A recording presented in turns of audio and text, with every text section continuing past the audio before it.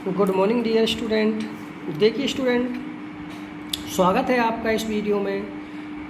ये video 11th class के स्टूडेंटों के लिए है, सब्जेक्ट अकाउंटेंसी या अकाउंटिंग। देखिए आज भी हम इस वीडियो में कुछ कॉमर्स वर्ड्स के बारे में ही बताएंगे जिनको आप डेली वेजिस या आगे के जब आप क्वेश्चन करोगे तो उसमें प्रयोग करोगे। तो ऐसे वर्ड जिनको कॉमर्स के अंतर्गत आपको जानकारी होना जरूरी है। जैसे आज का फर्स्ट टॉपिक है हानि, लॉस। वैसे देखिए स्टूडेंट, आप लॉस या हानि आपने बहुत बार सुना होगा और आप जानते भी होंगे कि हानि होती क्या है या लॉस होता क्या है। तो देखिए क्या होती है हानि। जब किसी भी व्यवसाय में रेवेन्यू यानी कि आय कम होती है और व्यय अधिक होते हैं।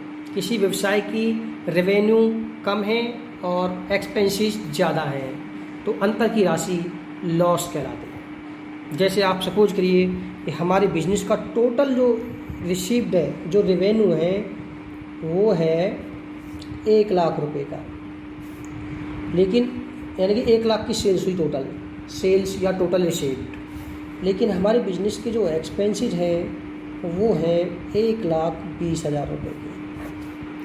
तो हमें प्रॉफिट तो इसमें कुछ होना रहा।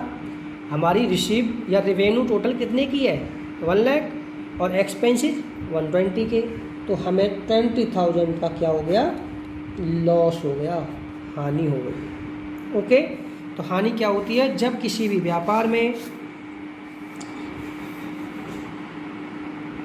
रेवेन्यू की धनराशि कम हो और एक्सपेंसेस की ज़्यादा हो तो वह हानि कहलाती है। हानि व्यापार की पूंजी में कमी लाती है। जो बिजनेस की कैपिटल होती है, अगर बिजनेस को लॉस होता है तो उससे बिजनेस की कैपिटल घटती है। ओके, अब आ जाइए डिस्काउंट, बचता। डिस्काउंट भी आपने सुना होगा, आप कहते भी रहते हो, कहीं पे भी जाते हो कि भाई इसमें क्या डिस्काउंट मिल सकता है। तो डिस्काउंट क्या है, एक व्यापारी के द्वारा अपने कस्टमर को, एक व्यापारी के द्वारा अपने कस्टमर को या अपने होलसेलर को वस्तुओं के मूल्य में जो रियायत दी जाती है वो डिस्काउंट कहलाता है। यानी कि जो वस्तुओं का सूची मूल्य होता है उस मूल्य में जो रियायत कस्टमर को या होलसेलर को दी जाती है या रिटेलर को दी जाती है एक बिजनेसमैन के द्वारा, तो वह डिस्काउंट कहलाता है। देखिए डिस्काउंट 2 टाइप्स के होते हैं, trade discount and cash discount. पहले सुनेंगे आप ट्रेड डिस्काउंट क्या होता है। व्यापारिक छूट। देखिए व्यापारिक छूट का उद्देश्य बिजनेस की बिक्री बढ़ाना होता है, सेल्स इंक्रीज करना होता है। व्यापारिक छूट का जो मेन ऑब्जेक्ट होता है, जो उद्देश्य होता है, वो होता है व्यापार की बिक्री बढ़ाना। यह छूट वस्तु के सूची मूल्य पर दी जाती है। जो वस्तु का एक प्राइस होता है, एक सूची मूल्य होता है, उस पर एक निश्चित दर से दी जाती है।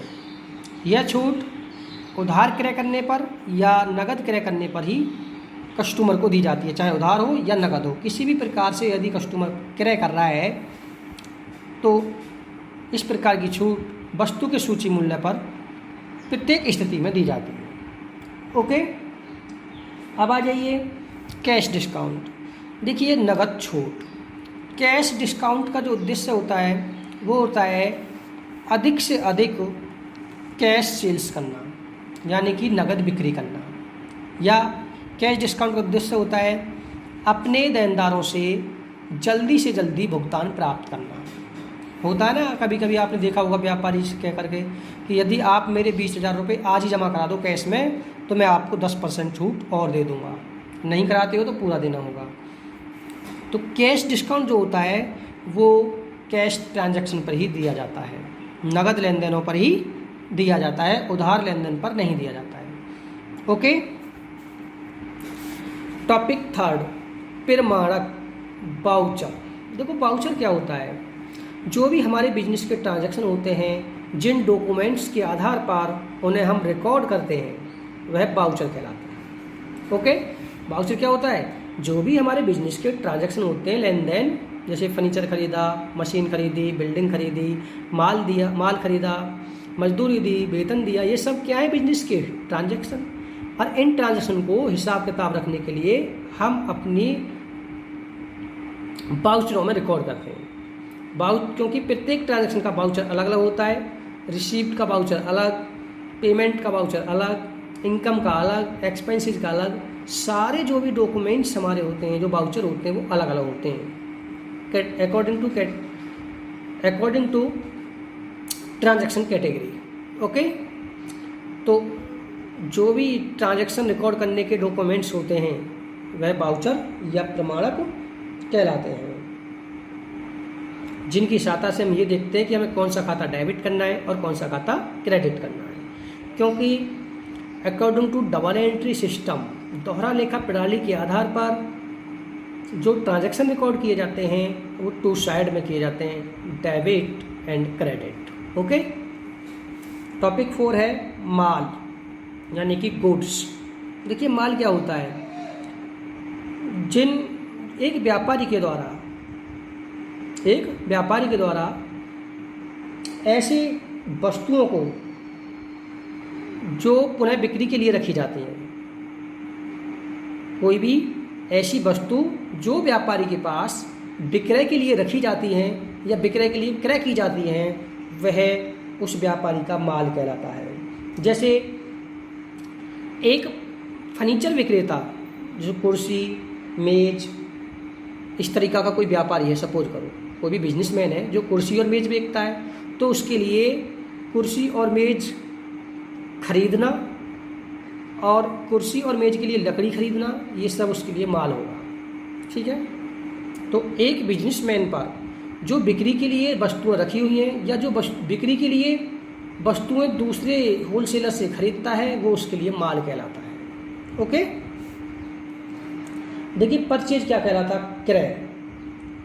देखिए ऐसी वस्तुएं जो हम विक्रय के लिए क्रय करते हैं, दूसरे व्यक्ति से या दूसरी फर्म से विक्रय के लिए क्रय करते हैं, वह परचेज कहलाता है। जैसे हमारा बिजनेस है, सपोज करिए कपड़े का, तो हमारा शॉप है कपड़े की, तो हम क्या करेंगे, हम कपड़ा खरीद के लाएंगे। कहाँ से खरीदेंगे, किसी दूसरी शॉप से, बड़ी होलसेलर से या कंपनी से। तो जहाँ से हम अपने बिजनेस के लिए कपड़ा ला रहे हैं खरीद के, वो हमारा क्या हो गया, परचेज, क्रय।